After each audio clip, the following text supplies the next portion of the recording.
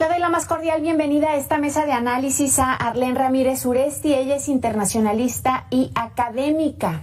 Gracias, Arlén, por estar con nosotros y dedicarnos unos minutos. Muchas gracias, Alejandra. Mucho gusto en estar contigo. Gracias, igualmente. Oye, Arlén, a ver, tenemos un problema con la migración al sur de nuestro país. Se hace lo que se puede. La militarización de nuestro país en algunos ámbitos, pero también en este, pues no es que sea algo nuevo, pero es la presencia de los militares la que se está anteponiendo para tratar de controlar el desastre que tenemos. Hay más de 15,000 personas, una caravana que está avanzando de Chiapas hacia el norte de México y, bueno, pues los acuerdos con Estados Unidos no están muy claros, más allá de otorgar dinero por parte de Estados Unidos a algunos países, Venezuela entre ellos, para pues tratar de impulsar el trabajo y, digamos, la economía, ¿no? Aunque parece que eso no es, digamos, el hilo negro que andamos buscando. Definitivamente. Fíjate que desde la presidencia de Donald Trump, ¿no? Se trató de enfatizar mucho un programa que no solamente dejara el asilo, ¿no? de los Estados Unidos y el tema humanitario por una cuestión de fondeo a programas de migración, que desde la perspectiva de Donald Trump era lo que estaba minando en los programas de seguridad social.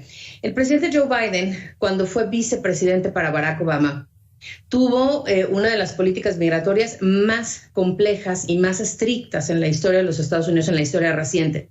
Y hoy que es presidente, enfrenta una gran crisis política interna, no solamente en temas de legalidad y de gobernabilidad, sino también en cuestiones económicas. Todo este flujo masivo que estamos viendo, lamentablemente no va a ceder, no va a bajar la intensidad, al contrario. Justamente en el marco de la Cumbre de las Américas, estamos viendo que uno de los temas más importantes es el tema migratorio.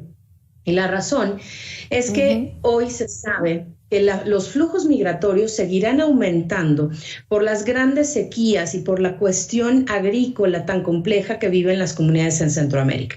Si a esto le sumamos, por supuesto, las condiciones de seguridad, la falta de trabajo, el pésimo manejo de la pandemia en muchos de los gobiernos, pero también si a eso le sumamos, ¿no?, los flujos migratorios normales, ¿no?, o cotidianos que siempre ha tenido la región, pues vemos hoy, como bien decías, un tema súper alarmante, una emergencia, ¿no?, humanitaria bastante compleja, que a México se le ha desbordado porque evidentemente hemos tomado acuerdos y hemos hecho compromisos que pues están totalmente fuera del alcance del gobierno actual poder resolver. Bueno, Arlén, y también hay que sumarle a esto la violación de los derechos humanos a los que los migrantes están constantemente expuestos. Lo veíamos no en esta caravana todavía, ojalá que no se presente, pero con anterioridad el uso de la fuerza excesiva para reprimir a estos migrantes que lo único que quieren es un trabajo digno y avanzarle, ¿no?, para alcanzar el sueño americano. Muchos de ellos dicen, si no alcanzo el sueño americano, me quiero quedar en México y quiero mi visa humanitaria. ¿Cómo ves esto? ¿Qué lectura le das?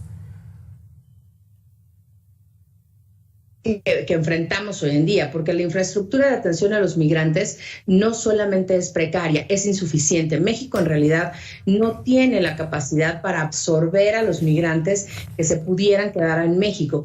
Al inicio del gobierno, el presidente López Obrador insistió mucho en que no iba a ser un tercer país seguro, y lo hemos sido desde el principio. No, la verdad es que Donald Trump en su momento dijo que México pagaría el muro, no a costa de lo que fuera, y en realidad pues no es un muro físico, por eso es una contención, ¿no?, y una atención que hoy México está obligado a dar por cuestiones humanitarias, pero que además da de forma muy precaria y que además con el tinte de la pandemia esto se ha agudizado bastante.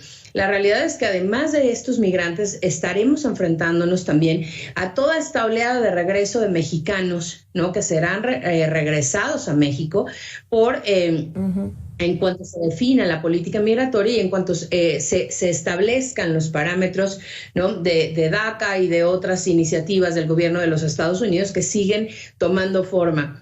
Y que yo insisto, es tan complejo el tema que tiene el presidente Joe Biden hoy en día que en realidad no le alcanza el capital político y el tema de cabildeo y de negociación al interior del Congreso, que no tiene la fuerza suficiente porque la mayoría la tienen los republicanos. En México, esto que estamos viendo, tristemente, se va a agudizar, y ya vimos que los programas que se han anunciado que se llevan a Centroamérica pues son paliativos que en realidad no van a resolver el problema migratorio, al contrario, lo van a agudizar y sobre todo van a sacar recursos, ¿no?, de México que bien podrían destinarse en todo caso para la atención en los albergues para migrantes en el país. Oye, Arlene, y ahora que mencionas que estos programas son paliativos, me doy cuenta, por ejemplo, que en lugar de ponerlo como sobre la mesa como un paliativo, la Secretaría de Relaciones Exteriores está anunciando trabajo temporal para 20,000 guatemaltecos. Esto les da esperanza, aunque a decir de los expertos en tu propia voz, bueno, pues no es esperanzador, más bien es un paliativo que debería de invertirse ese dinero en nuestro país y arreglar otros asuntos. ¿Es así? Totalmente, sobre todo si pensamos, por ejemplo, en la carga en programas de seguridad social, que eso implica. Ya también se ofreció, por ejemplo, el matricular a migrantes o a darle registro el IMSS para atención, cuando sabemos que el sistema incluso para los propios mexicanos está más que rebasado, ¿no? Que el tema de la hospitalización y ahora con esta quinta ola de COVID, pues evidentemente no hay la capacidad para atender ni siquiera a los propios mexicanos. La realidad es que justamente, como bien señalas, pues son falsas esperanzas y son temas discursivos, ¿no?, retórica política, que no va a resolver ni a satisfacer las necesidades de seguridad, ¿no?, de acceso a agua potable, de acceso a educación, a servicios de salud, a todo lo que conlleva, ¿no?, mantener a una población en asilo. Fíjate que en otras latitudes, Jordania, por ejemplo, es uno de los países con más refugiados y asilados políticos por el tema en el Medio Oriente. Le destina más recursos que ningún otro país a este tipo de mecanismos, y en realidad tendremos mucho que aprender de países como Jordania, en donde no solamente se atiende y se habla, ¿no?, de Jordania como un oasis en medio de la turbulencia del Medio Oriente, sino que además el gobierno destina realmente fondos de atención para garantizar educación, alimentación y, más que un empleo, la habilitación de las personas para que cuando regresen a sus comunidades o migren legalmente hacia otros países puedan tener las habilidades necesarias para incorporarse a los sistemas laborales y productivos. En el caso de México no se procura ni el tema de educación ni el tema de habilitación, y algo que tendríamos en todo caso que estar haciendo es fortalecer a toda esa mano de obra con capacitación, ¿no?, para empoderarlos y realmente pues integrarlos de la forma más adecuada y más digna a los procesos laborales y sociales en el país. Por supuesto, aunque se ve lejano, Arlene, la realidad es que en el tema de la educación andamos bien reprobados en nuestro país, no le echamos ganas con los ciudadanos mexicanos, pues ya no me imagino cómo se va a poner para esto que sugiere, sería lo ideal. Sobre el artículo 42, este artículo que en teoría se echó a andar para proteger la seguridad y la sanidad de las y de los estadounidenses. A mí no me queda muy claro, creo que se implementó en época de pandemia y que ahora, bueno, no lo quieren soltar. Significa que está jugando a su favor, pero me causa un poco de intriga, por ejemplo, ahora con la invasión de Rusia a Ucrania, que a los ucranianos que estuvieron en la frontera con Estados Unidos, que muchos de ellos estaban en Tijuana, por cierto, esperando ser atendidos por la embajada en Estados Unidos, sí les dieron asilo político, sí les dieron chance de entrar, y entonces luego hay especulaciones incluso de temas raciales, ¿no? Que porque si están güeros o que si están morenos y que entonces unos sí pasan y otros no. Esto pues no me queda claro para qué sirve este artículo si en otro contexto dejan pasar a quien sea. Bueno, es muy interesante la pregunta, porque yo creo que muchas personas de tu audiencia se preguntan cuál es la diferencia y por qué se creó. Justamente el presidente Donald Trump, decretando el estado de emergencia por la pandemia, sacó una serie de programas, entre ellos que negaba atención inmediata para evitar desviar los recursos de atención médica y sanitaria hacia cualquier migrante que estuviera detenido esperando un juicio de migración. Este artículo lleva ya poco más de 2 años de aplicarse, y lo que se ha pedido al presidente Joe Biden es que se cancele la aplicación para que se contengan a través de filtros sanitarios, ¿no? Y que más bien se regresen al lado mexicano y que sea México quien atienda a los migrantes que están a la espera de los juicios migratorios. ¿Atención en qué? Atención médica, básicamente. ¿En cuál vacunación. ¿No? Y en ese sentido, pues evidentemente no es favorable. En el caso de los ucranianos, lo que sucede es que Estados Unidos, como miembro permanente del Consejo de Seguridad, adoptó la responsabilidad de darle no solamente asilo político, que es diferente a esperar un juicio de migración como el que esperan todos los migrantes centroamericanos. El asilo político es un mecanismo establecido por el derecho internacional totalmente diferente y que requiere un juicio expedito, ¿no? Algo muy rápido, porque está en juego la dignidad, la vida, la seguridad propia de las personas. Y que en el caso de guerra, el derecho de guerra, ¿no? Vinculado al derecho internacional, pues vincula y facilita que estos mecanismos sean mucho más rápidos, porque son personas que salen huyendo de un territorio en guerra y que, bueno, buscan no solamente su supervivencia, sino el estar seguros y resguardados en un tercer país, en este caso en los Estados Unidos. Oye, Arlene, entonces voy a presentar a Irineo Mujica, director de Pueblos Sin Fronteras, para que también se una a esta plática que estamos teniendo. Irineo, estábamos platicando del tema de la migración, por supuesto, cómo le está haciendo Estados Unidos para actuar con su artículo 42, pero también cómo le hizo para permitir la entrada de ucranianos que, claro, viven una emergencia distinta a la que se está viviendo por parte de centroamericanos al norte de México y en la frontera con Estados Unidos. Pero entonces, ¿cómo podríamos decir, cualquiera de los dos, el que me quiera ayudar a responderme esta duda, cómo podríamos entonces decir que ellos deciden, vamos a aceptar a tantos ucranianos, Irineo, o tenemos tantas visas humanitarias, bajo este contexto sí, bajo este contexto no? Yo le decía a Arlene que incluso parece un poco un tema racial. Definitivamente, para mi ver, sí es racial. O sea, en primer lugar, o sea, no son los mismos. Por ejemplo, lo que es el título 42 usualmente fue hecho para lo que era Honduras, Nicaragua, El Salvador y México. O sea, Centroamérica y México, y no había más países. Más sin embargo, cuando entraron la comunidad haitiana, fue casi toda deportada inmediatamente. O sea, no se le trató de la misma manera, e incluso peor que a la comunidad centroamericana. Más sin embargo, sí hay una diferencia entre la migración europea, que usualmente, especialmente si es más bien siendo blanca, a la centroamericana. Más sin embargo, o sea, podríamos decir que, o sea, los demócratas utilizan, especialmente la administración de Joe Biden, se asemeja más a la administración por las políticas que continúa a Donald Trump que a Barack Obama, ¿no?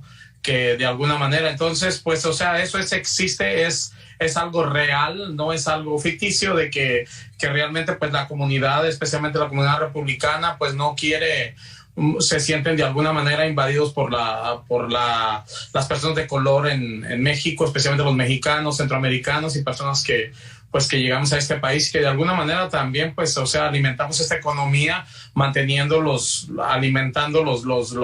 trabajos manteniéndolos bajos, la competitividad y haciendo el crecimiento a los Estados Unidos utilizando. Entonces, pues sí, o sea, la verdad, o sea, es racial, y es racial bien claro. O sea, Donald Trump dijo que quería cambiar Puerto Rico por no me acuerdo qué país de Europa, Finlandia, no me acuerdo qué isla, quería cambiarlas, simplemente cambiarlas. O sea, que ven como positivo que haya más, sienten que un ataque a la comunidad, a su comunidad como supervivencia de comunidad blanca aquí en los Estados Unidos, su poder, sienten que está disminuyendo por el número creciente de la comunidad de color. Oye, Arlene, dime algo. Yo hace ratito estábamos viendo en una nota el cambio demográfico, ¿no? Y lo que implica para las ciudades fronterizas de nuestro país. Esto que tiene un poco que ver con lo que ya nos decías. A lo mejor si ponemos a la gente a capacitarse, a estudiar, en fin, podríamos estar pues dándoles la oportunidad de que se ingresen a otro país o incluso el nuestro un poquito más preparados. Esa podría ser una estrategia, porque también, bueno, hay que capacitarlos, pero hay que ofrecerles salud, hay que ofrecerles educación a sus hijos, en fin, es, digamos, una situación más grande que nada más eso. Definitivamente, fíjate que México atiende a los mexicanos en el exterior y particularmente a los Estados Unidos desde hace muchos años a través del INEA. México es el único país que tiene autorizado en los Estados Unidos hacer o tener plazas comunitarias en donde se estudia gratuitamente primaria, secundaria y la preparatoria. Ese programa es un programa que tiene muchísimos años funcionando en los Estados Unidos a través de un memorándum de entendimiento.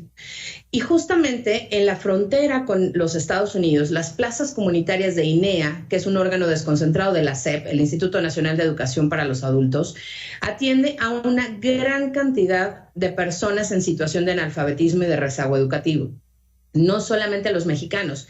En los Estados Unidos yo te puedo decir que de las 134 plazas comunitarias que hay de INEA, el 60% de la población no es mexicana. Son guatemaltecos, hondureños, nicaragüenses, salvadoreños, incluso personas asiáticas que llegan a INEA a aprender el alfabeto occidental a través de los programas de alfabetización para adultos y para jóvenes. Y a todos se les entrega el certificado gratuito de educación primaria y secundaria. ¿Qué es lo que sucede? Que hoy está rebasada el nivel de atención. O sea, hoy es tanta la cantidad de gente que está esperando en la frontera y que está siendo regresada y que sus países, porque en realidad lo que vemos es que el problema no es de México únicamente, el problema es de las comunidades expulsoras de migrantes. Los países centroamericanos a nivel mundial reciben más fondos humanitarios que ningún país, incluso africano, para atender a las comunidades expulsoras de migrantes. La gran pregunta es qué hacen sus gobiernos con todos esos fondos de ayuda internacional que llegan para justamente detener los flujos migratorios. Esto no se va a detener y lo peor de todo es que justamente mientras más avance el cambio climático, mientras más avancen las sequías, mientras hay una crisis, que ya viene una crisis y ya se está viviendo en muchos países, Sri Lanka nada menos, hoy está decretada como una situación de emergencia humanitaria por hambruna. Y eso va a ocurrir alrededor del mundo porque hay cada vez menos alimento y porque la guerra entre Rusia y Ucrania está afectando directamente la cadena de suministro. Eso va a agudizar los flujos migratorios y evidentemente cualquier programa, por muy maravilloso que sea, pues se va a detener, ¿no? Algo que es muy importante decirle a tu auditorio: Barack Obama fue un gran presidente, pero es el presidente que más centroamericanos y más mexicanos deportó. Incluso él es quien hizo la separación de las familias. Y Joe Biden, como vicepresidente, fue quien arregló la política migratoria de retorno de menores no acompañados. Una gran tragedia humanitaria para nuestras comunidades. Sí, sin duda. Y bueno, Irineo, hace apenas unos minutos el gobierno de Joe Biden anuncia que destinará más de $314 millones para apoyar a los migrantes venezolanos, específicamente en todo el hemisferio, en el hemisferio occidental, y que va a reanudar estos programas que permitan a los cubanos y haitianos reunirse con sus familiares en Estados Unidos. Creo que no se habló claramente del tema con México, pero sí aseguran este es un trabajo conjunto con todos, porque no es un problema específico de México. ¿Tú qué lectura le das a esto? ¿Qué es lo que te hubiera gustado ver como conclusión de esta Cumbre de las Américas, Irineo? Mire, la verdad es que trataron de evadir la responsabilidad. Si vemos, o sea, no estuvo Centroamérica, no estuvo, o sea, desde un principio, por ejemplo, cuando hubo la conversación de López Obrador con el presidente Joe Biden, o sea, el que anunció que se les iba a dar dinero, al parecer fue Ken Salazar, que es un político, se podría decir, pues sí, de alto perfil en México, pero aquí en Estados Unidos, donde vivimos, no tiene tanta, o sea, que pues, o sea, no es tan reconocido. Que se lo hubiera hecho Kamala Harris o lo hubiera hecho el presidente diciendo que iban a invertir. Nunca se hizo eso, al contrario, o sea, en cuanto terminaron de las conversaciones con López Obrador, se fue a Centroamérica, todos los países de Centroamérica no vinieron a la cumbre y no exactamente, yo no veo, o sea, López Obrador tiene muy buen discurso, mas sin embargo, o sea, si vemos, o sea, no estuvieron ni Centroamérica ni los otros países y supuestamente hubo una rebelión, pero yo más que una rebelión veo una colusión porque se les dio dinero y se les prometió mucho dinero